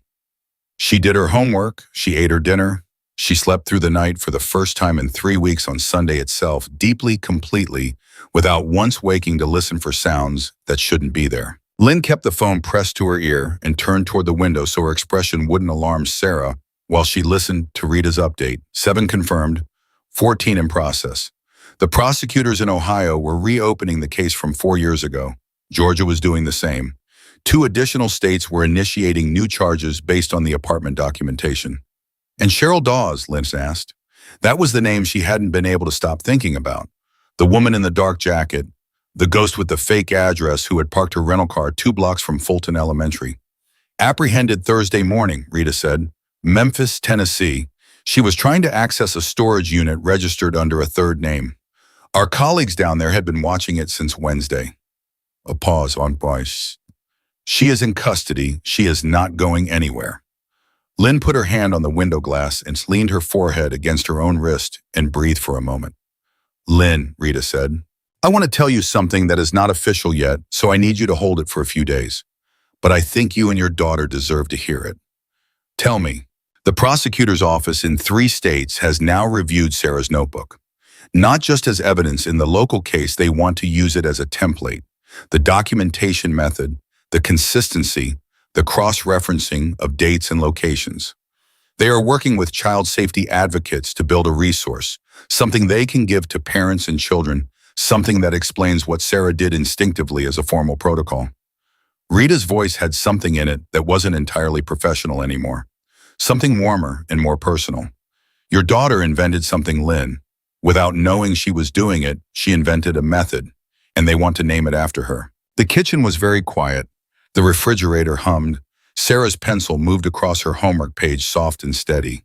The Sarah Protocol, Rita said. Lynn couldn't speak for a moment. When she found her voice, it came out wrong, too thin, too close to breaking. Can I tell her? In a few days, Rita said, when it's confirmed. But yes, she absolutely deserves to hear it from you. Lynn hung up and stood at the window and looked at her daughter's reflection in the glass. The bent head, the braids, the pencil moving carefully across the page, and she thought about 22 days. She thought about a small girl pressing a pencil so hard into a purple notebook that the words left grooves in the pages beneath. She thought about "I told you so," which Sarah had never once said. Not once, not to either of them, despite every reason in the world to say it. "Mom," Sarah said without looking up, "you're doing the quiet thing." "What quiet thing?" "The thing where you're not talking, but you're really loud." Lynn almost laughed. It came out a little broken. "Come here," she said. Sarah put down her pens and came to the window, and Lynn pulled her in and held her, and Sarah put her arms around her mother's waist and held her back, and neither of them said anything for a while, because some things don't need words. Some things are just the weight of each other and the sound of breathing and the particular relief of being on the other side. "Something good happened?" Sarah asked into her mother's shirt. "Something very good," Lynn said. "Tell me." "In a few days," Lynn said, "when it's official." Sarah pulled back enough to look up at her. She studied her mother's face with those clear reading eyes. "Okay," she said. She accepted it the way she accepted most things, practically without drama. She went back to the table and picked up her pencil. "Mom," she said. "Yeah, Bug?" "I was thinking I want to learn self-defense." Lynn blinked. "Self-defense? Yeah, like not because I'm scared anymore, but because I want to know how." She looked at her homework. "I think every kid should know how." Lynn looked at her daughter, this child who had been through something no 7-year-old should go through and had come out of it not smaller, but somehow inexplicably more herself. And she said, "Okay, we'll find a class." "A good one," Sarah said. "The best one," Lynn said. Sarah nodded satisfied and went back to her homework. Vince heard about the Sarah protocol from Pete, who heard about it from a contact in the prosecutor's office, who mentioned it because she thought Pete would want to know, and Pete called Vince on a Tuesday evening while Vince was in his garage working on an engine that didn't need working on but gave his hands something to do. "They're naming the documentation method after her," Pete said. Vince set down his wrench. "The notebook thing. The notebook thing, they're formalizing it, building it into child safety training. They want to roll it out to schools and community centers. Kids learn to document, adults learn to take it seriously." A pause. "It's going to save people, Vince." Vince picked up a rag and wiped his hands and didn't say anything for a moment. "They want to recognize you too," Pete said. "The DA's office, some kind of community service acknowledgement." "No," Vince said. "Vince, no," he said again simply without heat. "I sat on a bench and saw what I saw. I made some phone calls. That's it." 200 people showed up, Pete said. 200 people showed up because a 7-year-old needed them to, Vince said. "That's the story. That's the only story." Pete was quiet for a moment. "She's going to want to thank you, the family." They already did. He thought of the text, 3 words, "Thank you, Vince." He'd read it probably 30 times more than he would ever admit. That's enough. It wasn't quite enough. The Mitchells called 2 weeks after the arrest, and Lynn asked very directly, in the way Lynn Mitchell asked everything, if Vince would be willing to meet for coffee, not to make anything official, not for any purpose, except that Sarah had something she wanted to say. He said yes. He said it faster than he expected to. They met at a diner 3 blocks from Lincoln Park on a Saturday morning. Vince arrived first and sat in a booth by the window and ordered coffee and tried not to look like he was nervous, which he was slightly in a way he couldn't entirely account for. He'd faced down a lot of things in 44 years. A 7-year-old's gratitude shouldn't have been on that list. And yet, the Mitchells came in, David first, then Lynn, then Sarah walking between them. She was wearing a blue sweater and her braids, and she had the purple notebook under her arm, which struck him immediately. She'd brought the notebook. She slid into the booth across from him. Her parents sat beside her. She put the notebook on the table between them and looked at him with those direct reading eyes. "Hi," she said. "Hey, Sarah," he said. "How are you?" "Good," he said. "You, good." She glanced at the notebook and then back at him. I practiced what I wanted to say, she said with the honesty of a child who sees no reason to pretend otherwise. Go ahead, he said. She straightened. I wanted to say thank you, but not just for the park. I mean, yes, for the park, but mostly for... She stopped, located the right words. For believing me, Pai. Before you did anything else, before you called anyone or stood up or anything. You just said I believe you. And that was... She pressed her lips together. That was the most important thing anybody had done in 3 weeks. And I didn't know how much I needed it until you said it. The diner hummed around them. Coffee cups clinked. Someone's kid laughed at another table. Vince looked at her across the notebook for a moment. He thought about the 44 years he'd been walking around in his own skin, the versions of himself. He'd been at various points, the ways he'd been seen and the ways he'd seen himself. He thought about the particular look on Marcus Webb's face in the park, that patient, measuring look that had told him everything he needed to know in 2 seconds, because he had spent enough of his life in rooms with men like that to recognize the category instantly. He thought about what Pete had said on the bench afterward. You did good. And what he'd said back, she did good. You built the whole case, and he told her, I just showed up for the last part. You showed up when it mattered, she said. That's what matters. He couldn't argue with that logic because it was exactly right. Can I ask you something, she said. Sure, Aitin. Why did you believe me? She said it genuinely, not as a challenge, not with any edge to it. Pure curiosity. You didn't know me. You didn't know anything about me. You just looked at me and believed me. Vince wrapped his hands around his coffee cup. He thought about how to answer that honestly, without being more honest than a 7-year-old needed him to be. Because you weren't performing, he said finally. When people make something up, there's a quality to it, a kind of effort, like they're trying to make you feel what they want you to feel. He looked at her. You weren't doing that. You were just scared, real scared. And when someone is real scared, they're not lying. Sarah considered that seriously the way she considered everything. What if someone's real scared and wrong, she said. Then you figure that out as you go, he said. But you start from belief. You don't start from doubt. She nodded slowly. Then she opened the notebook to the last page and pushed it across the table toward him. He looked down at it. The page had 2 entries. The first was the one she'd written on Sunday morning, day 22. They found him. The second was written in the same careful, deliberate 2nd-grade handwriting, but the pencil strokes were lighter, less pressed. Like she hadn't needed to press as hard anymore. It said, day 23. It's over. Vince believed me first. Then the police believed me. Then the whole world knew. It started with one person deciding to listen. Remember that. He read it twice.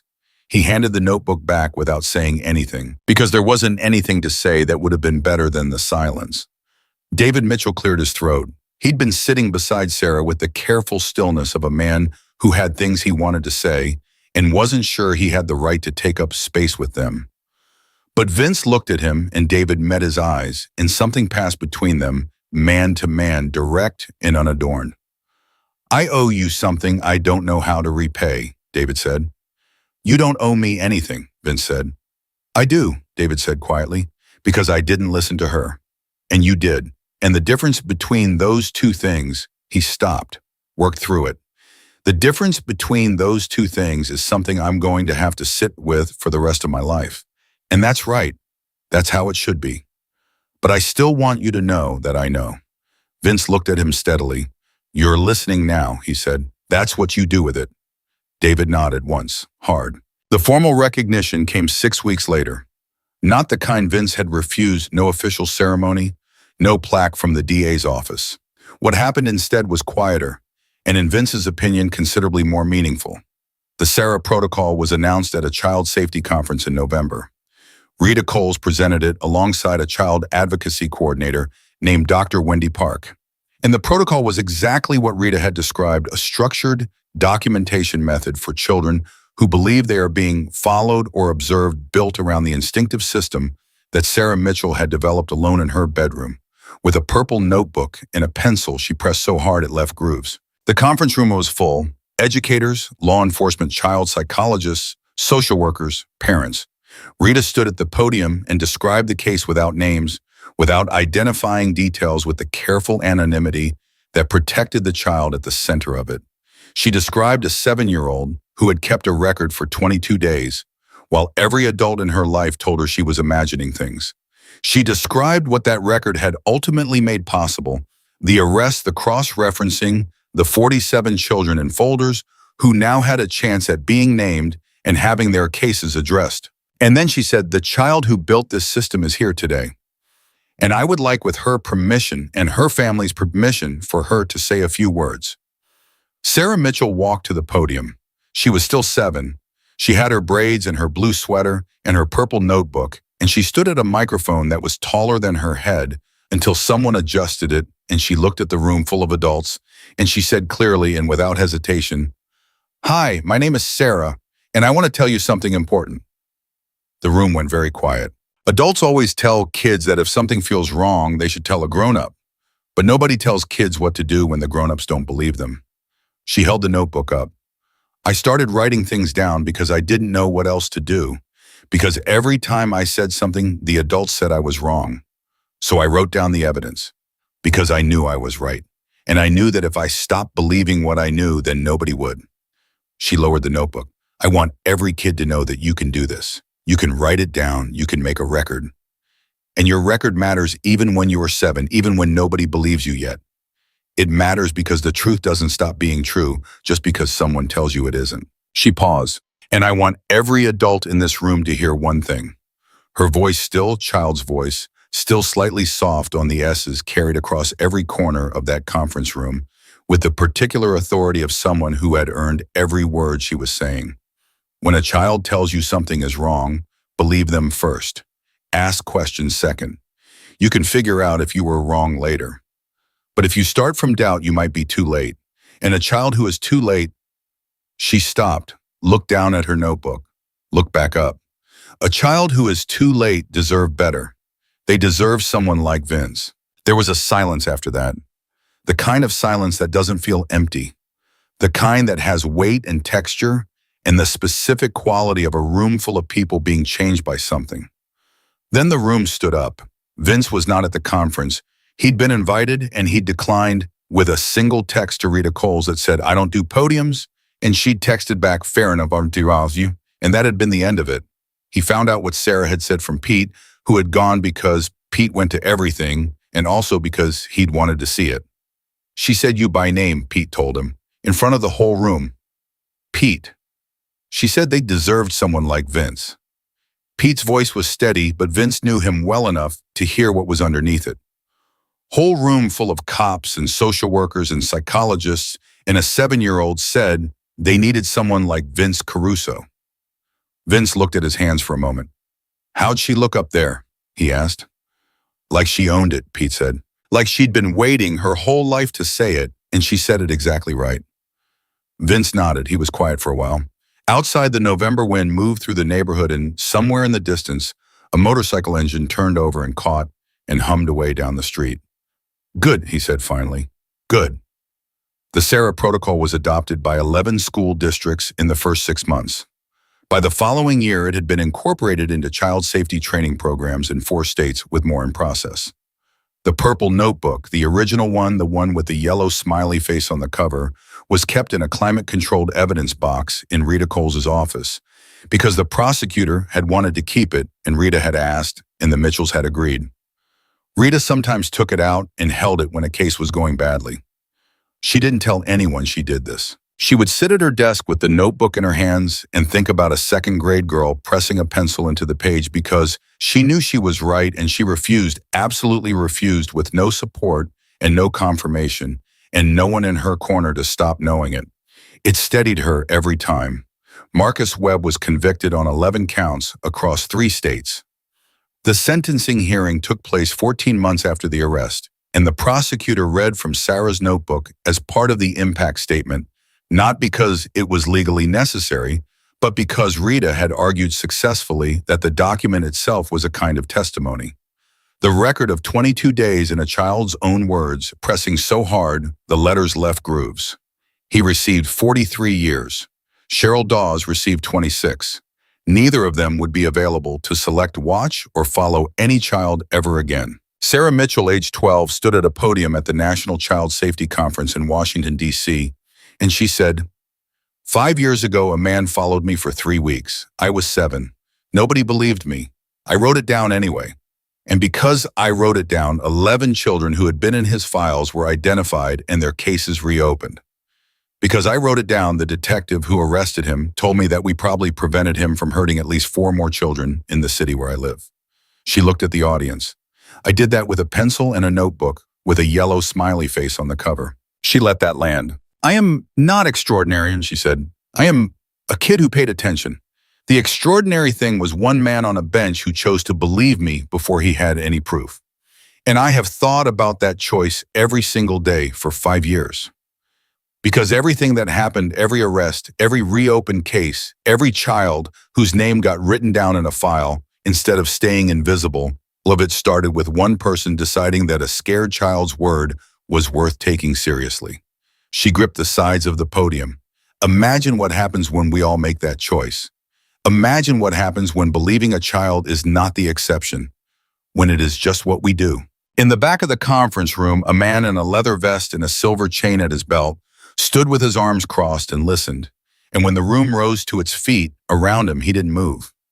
Just stood still in the sound of it, the way he'd stood still outside the apartment building on Renner Street 5 years ago, watching something necessary happen and not needing to be part of the story that got told about it. Pete was standing beside him. Still don't want the recognition, he said. I'm here, aren't I? Vince said. Pete looked at him. She made you come. She asked, Vince said. That's different. How is it different? When she asks, Vince said, watching Sarah at the podium, you show up. That's just how it works. He thought about 7 words on a park bench. Please don't let him take me. He thought about how small her hands had felt wrapped around his. He thought about I see him and what it had cost her nothing and everything simultaneously to hear. He thought about 22 days of being absolutely completely right in a world that kept telling her she was wrong, and the specific granite hard quality of a child who decides that being dismissed is not the same as being defeated. He had stood between her and a predator for 20 minutes. She had stood between truth and disbelief for 22 days. There was no comparison. There never had been. The conference ended. The room came back to its ordinary noise. Sarah stepped down from the podium and moved through the crowd, shaking hands with people who looked at her with that particular expression, the one that meant they were recalibrating something, adjusting their model of what a 7-year-old with a pencil could accomplish. And when she reached the back of the room, she looked up at Vince and she said simply, You came. You asked, he said. She smiled. It was the smile of a 12-year-old who had her mother's stubbornness and her own unbreakable clarity and a gap-toothed grin that was exactly the same as it had been at 7, and she said, I'm going to keep asking. Every year, as long as I do this. Then I'll keep showing up, he said. She held out her hand. He shook it seriously, the way you shake hands with a person whose word you respect, whose work you understand to be real and important and ongoing. She shook back with the same gravity. Then she went back into the crowd to keep doing what she did. And Vince Caruso, who had once been the kind of man the world crossed the street to avoid, stood in the back of a room full of people who were learning to believe children, and he understood something he hadn't had words for until that moment, that the best thing you could ever do for another person wasn't to fight their fight for them. It was to be the first one who believed they could. Sarah Mitchell had fought every inch of her own fight. He had just been the first one to tell her he saw what she saw. That was all it had taken. That it was everything.